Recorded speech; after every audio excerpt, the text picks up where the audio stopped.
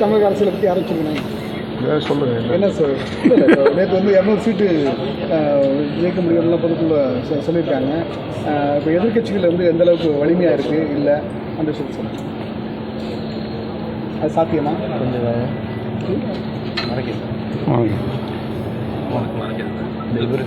திமுக கூட்டணி 200 இடங்களில் வெற்றி பெறும் என்று திராவிட முன்னேற்றக் கழக தலைவரும் தமிழ்நாடு முதலமைச்சருமான தளபதி ஸ்டாலின் அவர்கள் உறுதிபட தெரிவித்து வருகிறார். அண்மையிலே செயற்குழுவிலும் அந்த தீர்மானத்தை திமுக நிறைவேற்றியிருக்கிறது. தமிழ்நாட்டை பொறுத்தவரையில் திமுக கூட்டணி வலுவாக இருக்கிறது. 2026 தேர்தலில் அவர் சொன்னதைப் போல அறுதி பெரும்பான்மை இடங்களில் இந்த கூட்டணி வெற்றி பெறும். எதிர்க்கட்சிகள் ஒரு அணியிலே ஒரே அணியிலே திரளுவார்கள் என்பதற்கான எந்த நம்பிக்கையும் இல்லை. ஆனால் இப்போ வேல்முருகன் ஒரு காணொலியில் பேசியிருக்காரு. சீமானை நான் கூட்டணி பேசியிருக்கேன், திருமாவளவன் நான் கடுக்கப்பட்டு வந்துடுறேன் அப்படிங்கிற மாதிரி அவரோட கூட்டணி எதிர்ப்பு கருத்தை பேசியிருக்காரு. அதை பற்றி உங்களுடைய கருத்து இல்லை? நீங்கள் சொன்ன பிறகு தான் எனக்கு தெரியுது. அவருக்கு இதுவரையில் எதுவும் என்கிட்ட எதுவும் பேசலை.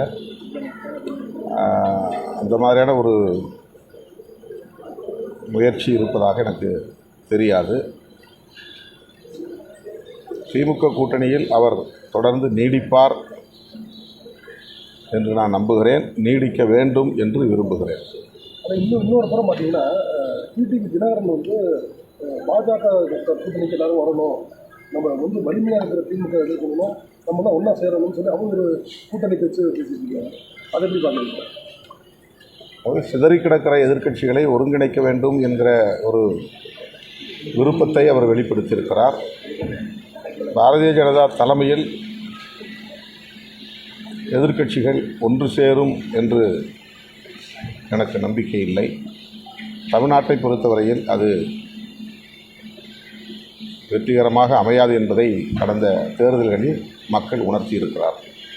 பத்திரப்பதிவு துறையில் இப்போ 20 வகையான முத்திரைத்தாள் விலை உயர்ந்திருக்கு. அதாவது 20 ரூபா இருந்தது 200 ரூபா இருக்குது. 10,000லேருந்து 40,000 இருக்குது. 2001 அப்புறம் இப்போ தான் உயர்ந்திருக்கு. எப்படி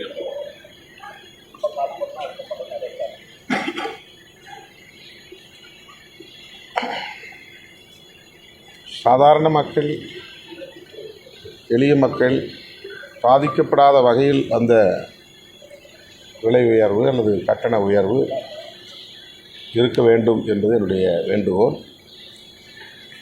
அது குறித்து நான் இன்னும் விவரங்களை திரட்டி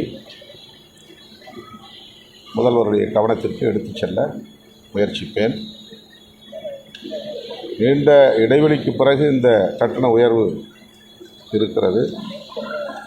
அதனால் எளிய மக்கள் பாதிக்கப்படக்கூடாது. இஸ்லாமியோட 6வது கடமையாக திமுகவுக்கு வாக்களிக்கிறது தான். அவங்க இறை தூதர் சொன்னால் கூட மாற்றிக்க மாட்டாங்க. சீமான் சொல்லியிருக்காரு. யார்? சீமான் சொல்லியிருக்காரு. அதாவது இஸ்லாமியோட 6வது கடமையாக திமுகவுக்கு வாக்களிக்கிறது தான் இருக்காங்க. இறை தூதர் சொன்னால் கூட அவங்க மாற்றிக்க மாட்டாங்க. அது மகிழ்ச்சியான விஷயம் தானே. இஸ்லாமியர்கள் அந்த அளவுக்கு திமுக கூட்டணியை நம்புகிறார்கள்.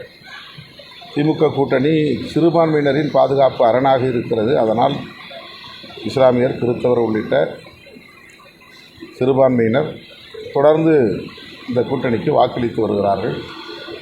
2019, 2021, 2024 ஆகிய 3 பொதுத் தேர்தல்களிலும் இந்த கூட்டணி வெற்றி பெறுவதற்கு சிறுபான்மை சமூகத்தினரின் வாக்குகளும் மிக முக்கியமானவை என்பதை அந்த முடிவுகள் நமக்கு உணர்த்தி இருக்கின்றன. அதை அவர் திரும்ப சொல்லியிருக்கிறார். ஆதங்கத்தில் சொன்னாலும் கூட உண்மையை சொல்லியிருக்கிறார். இல்லை, அந்த வார்த்தைகளில் விடுதலை சிறுத்தைகளையும் நினச்சிருக்கேன். விடுதலை சிறுத்தைகளுக்கும் ஓட்டு போட மாட்டாங்க அப்படின்னு சொல்லியிருக்கேன். அது அவருடைய கருத்து. இஸ்லாமியர்கள், சிறுபான்மையினர் விடுதலை சிறுத்தைகளுக்கு ஆதரவாக இருக்கிறார்கள், வாக்களித்து வருகிறார்கள் என்று நான் பெரிதும் நம்புகிறேன். இப்போ உள்ளாட்சி தேர்தல் வாக்கு முடிக்கிறீங்களா? அது உங்களுடைய நிலைப்பாடு என்ன? நடக்க வேண்டும் என்பது எங்களுடைய நிலைப்பாடு. அது ஏதோ டெக்னிக்கல் இஷ்யூஸ், அதை இன்னும் சில வரையறைகள் செய்ய வேண்டிய தேவை இருப்பதாக அமைச்சர் கூறியிருக்கிறார். அது விரைந்து நடக்க வேண்டும். தேர்தல் விரைவாக நடக்க வேண்டும். தொடர்ச்சியாக ஜாபர் சாதிக் வழக்கில் நீதிபதி விலகிறாரு, செந்தில் பாலாஜி வழக்கில் நீதிபதி விலகிறாரு, ஆர்எஸ் பாரதி வழக்கில் நீதிபதி விலகிறாரு. நீதிபதி விலகிறாங்களா? வேறு பெஞ்சுக்கு மாற்றுவோம், ட்ரான்ஸ்ஃபர் வேறு பெஞ்சுக்கு மாற்ற அந்த வந்த அறிவிச்சு நீதிபதி மாற்றுவாங்க. இல்லை, அது தலைமை நீதிபதி எடுக்கிற முடிவு தானே. அதில் யாரும் தலையீடு செய்ய முடியாது. அதே தமிழ்நாடு அரசு அதில் தலையீடு செய்ய முடியாது. ஒன்றிய பாஜக அரசு மும்மொழி கொள்கையை நிர்பந்தம் செய்கிறது அப்படின்னு சொல்லிட்டு பள்ளிக்கல்வித்துறை அமைச்சர் அன்பில் மகேஷ் பொய்யாமொழி பேசியிருக்காரு. நீங்கள் அதை எப்படி பார்க்குறீங்க? அவர் டெல்லிக்கு வந்திருந்தப்ப கல்வித்துறை அமைச்சரை சந்தித்த போது தமிழகத்தை சார்ந்த நாடாளுமன்ற உறுப்பினர்கள் பலரும் உடனிருந்தோம். அப்போது அவர் தமிழ்நாடு அரசுக்கு ஒதுக்க வேண்டிய நிதியை நாங்கள் உடனே ஒதுக்க வேண்டுமானால் புதிய கல்விக் கொள்கையை முழுமையாக நீங்கள் நடைமுறைப்படுத்த வேண்டும் என்று வெளிப்படையாகவே சொன்னார். அதற்கு எங்கள் அதிகாரிகளோடு இன்னும் நாங்கள் பேச வேண்டியிருக்கிறது, பேசி அதன் பிறகு எங்கள் கருத்தை சொல்லுகிறோம் என்று சொன்னபோது அதை ஒரு ஒப்பந்தம் போல நீங்கள் எழுதி கையெழுத்திடுங்கள் என்று வலியுறுத்தினார். புதிய கல்விக் கொள்கையில் அல்லது தேசிய கல்விக் கொள்கையில்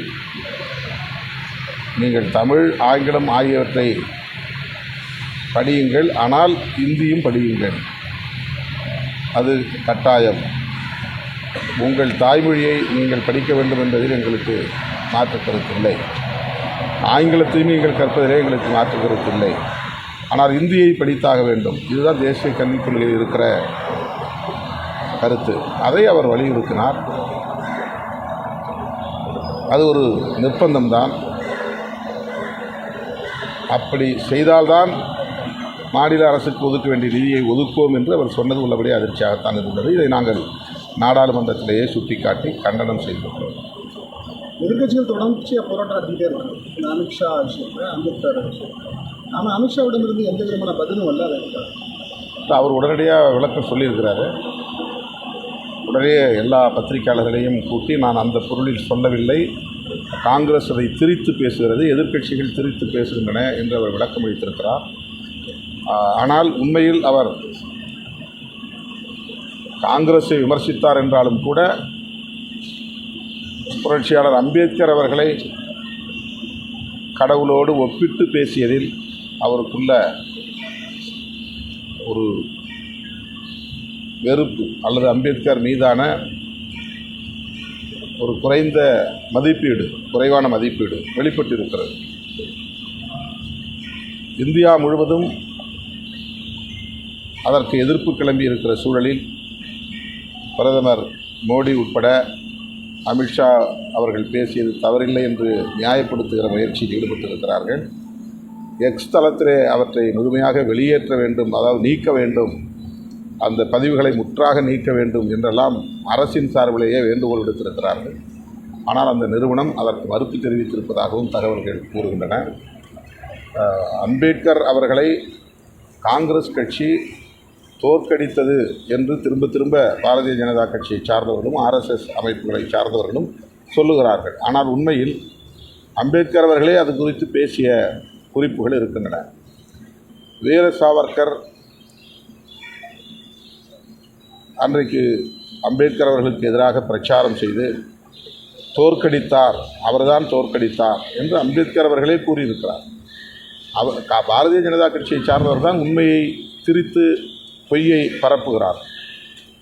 அடுத்து அது ஒரு எலக்டோரல் மோட்டிவ். தேர்தல் நேரத்திலே யார் எவ்வளவு பெரிய ஆளுமை நம்மை எதிர்த்து நின்றாலும் அவர்களை தோற்கடிக்க வேண்டும் என்று தான் நாம் நினைப்போம். அவர்கள் வெற்றி பெறட்டும் என்று யாரும் நினைப்பதில்லை.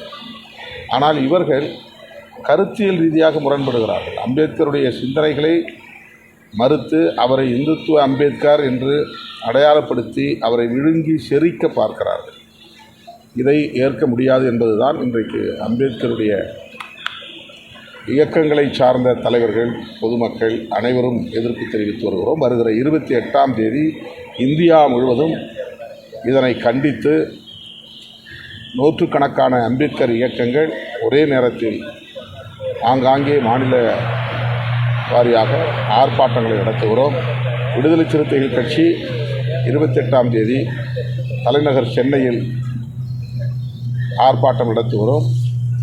1000 முறை அம்பேத்கர் பெயரை உச்சரிக்கும் போராட்டமாக அந்த போராட்டம் அமையும். அம்பேத்கர் விளிம்புநிலை மக்களுக்கான மீட்பர். அவர் என்ன கடவுளா என்று சொல்லக்கூடிய அளவுக்கு ஆத்திரத்தை வெளிப்படுத்திய அமித்ஷா அவர்களின் போக்கு கண்டனத்திற்குரியது. விடுதலை சிறுத்தைகள் கட்சியின் சார்பிலே 28ஆம் தேதி தலைநகர் சென்னையில் ஆர்ப்பாட்டம் நடைபெறும். ஆனால் திமுக ஆட்சியின் மீது மக்கள் வந்து அதிருப்தியில் இருக்காங்க. நாளுக்கு நாள் குற்றச்சம்பவங்கள் அதிகரிக்கிறது. மெயின் காரணம் போதைப் பொருள் தான் அதிகமாக நடமாடுது தமிழ்நாட்டில் அப்படின்னு சொல்லி எதிர்க்கட்சி. ஆளுங்கட்சி மீது எப்போதுமே ஒரு குறிப்பிட்ட சதவீதம் அதிருப்தி இருக்கத்தான் செய்யும். அது எந்த கட்சி ஆட்சியில் இருந்தாலும். போதைப்பொருள் புழக்கம் பெருகி இருக்கிறது, அதை தடுக்க வேண்டும் என்கிற கருத்தை அலட்சியப்படுத்த முடியாது, புறந்தள்ள முடியாது. தமிழ்நாடு அரசுக்கு விடுதலை சிறுத்தைகள் கட்சியும் அதை சுட்டிக்காட்ட கடமைப்பட்டிருக்கிறோம். குக்கிராமங்கள் வரையில் இன்றைக்கு அந்த பாதிப்பு இருப்பதை உணர முடிகிறது. மதுக்கடைகளை மூட வேண்டும் என்பதும் போதைப்பொருள் புழக்கத்தை கட்டுப்படுத்த வேண்டும், முழுமையாக கட்டுப்படுத்த வேண்டும் என்பதும் விடுதலை சிறுத்தைகளின் கோரிக்கை.